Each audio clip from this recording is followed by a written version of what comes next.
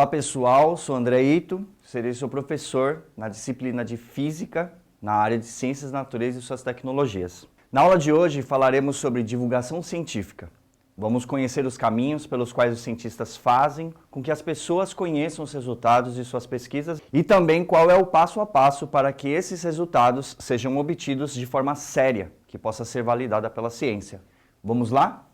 E aí a gente vai falar um pouquinho, a ciência e o confronto de informações, a comunicação, entre verdades e mentiras. Então, na metodologia científica, a gente pode, dizer algumas etapas, que isso daí acontece. Como, por exemplo, observar o fenômeno, analisar, formular hipótese e problematizar. Então, quais são as características principais? A observação, primeiro, você quer um determinado fenômeno explicar. Então, você pega lá e observa. Depois disso, o que vai acontecer? Você analisa. Então, põe em pauta todos os critérios que você quer sobre aquele determinado fenômeno científico. E aí, formula hipóteses e problematiza. Cria problemas para a situação, e vai levantando hipóteses sobre o que acontece, o que vai acontecer, se determinadas condições serão dadas, e aí você vai fazendo. E ao mesmo tempo, a gente vai fazer essa testagem e experimentação, cria uma situação ideal, tira todas as influências que você tem dentro desse experimento e aí você vai fazendo testagens, como acontece nos medicamentos, por exemplo. E assim a gente faz o quê? Monta toda a estrutura, vê todos os parâmetros, sintetiza todas essas questões que você levantou. E assim a gente pode modelar o problema, generalizar e explicar também, ao mesmo tempo, ver como todas essas hipóteses científicas foram testadas, analisadas, e assim você pode levar esse conhecimento científico a público.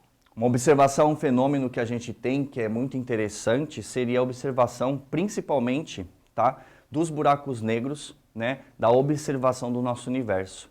Então dentro disso a gente pode falar sobre observar um determinado fenômeno. O buraco negro, por exemplo, é uma grande teoria científica que a gente acaba levantando e fazendo essas hipóteses de como funciona. Para vocês terem uma ideia, num filme que teve a primeira visualização do buraco negro, eles integraram um grande calhamaço de teorias científicas, que foi o mais próximo, dentro do cinema, essa visualização do buraco negro.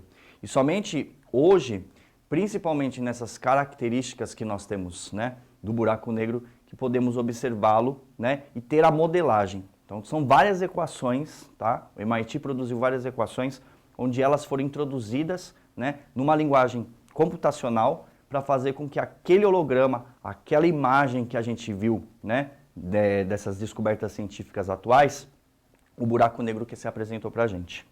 Se você observar aí, tem uma turmazinha do mal da ciência aí, dos físicos todos, A gente tem o Einstein, a gente tem o Hubble, a gente tem grandes nomes da astronomia, da cosmologia nessa época.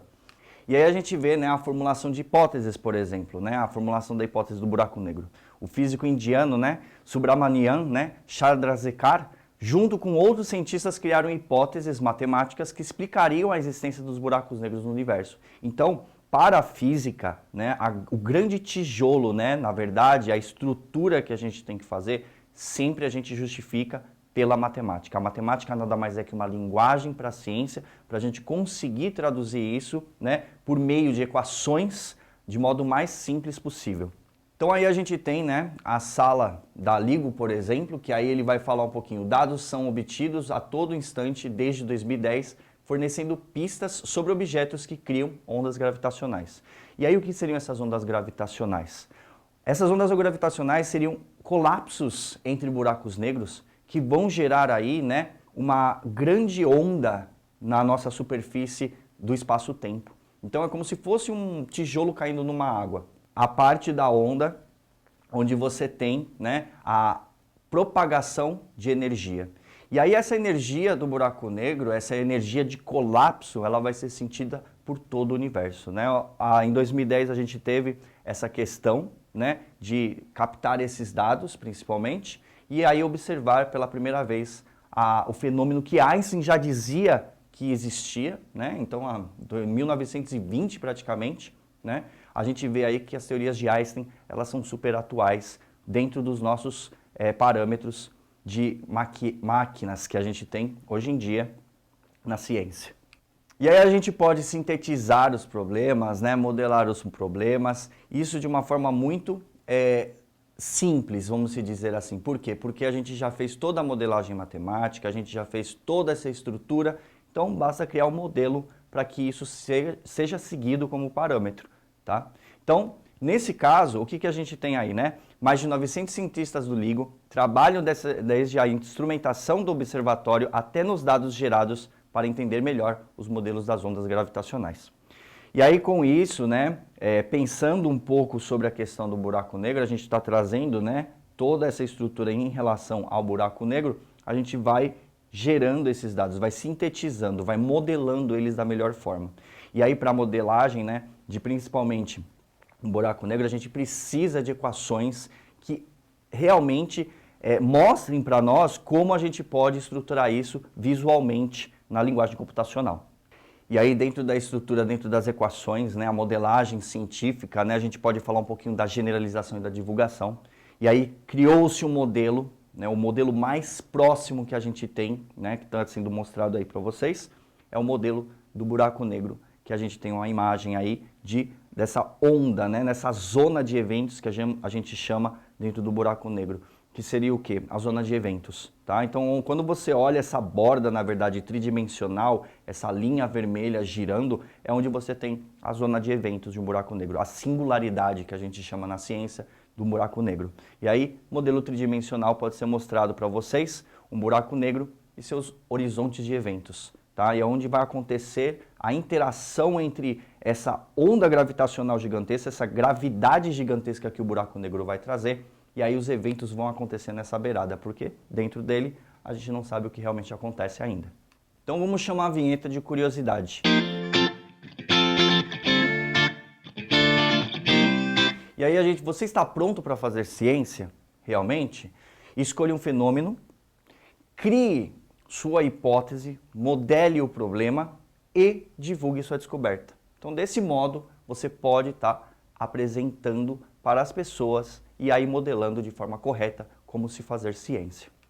E você que se interessou pelo assunto, principalmente da questão de como estruturar, né, uma modelagem científica, não esqueça de consultar o nosso link do Saiba Mais, tá, na plataforma, e aí a gente fica com uma reflexão aí, né, uma frase do Carl Sagan, né, um grande cientista, e a gente pode dizer o seguinte: existem muitas hipóteses em ciência que estão erradas. Isso é perfeitamente aceitável. Eles são a abertura para achar as que estão certas. Ou seja, a ciência também é feita de erros. Então, se você tem uma teoria que é 100% correta, tá? Ela deixa de ser uma teoria. Por quê?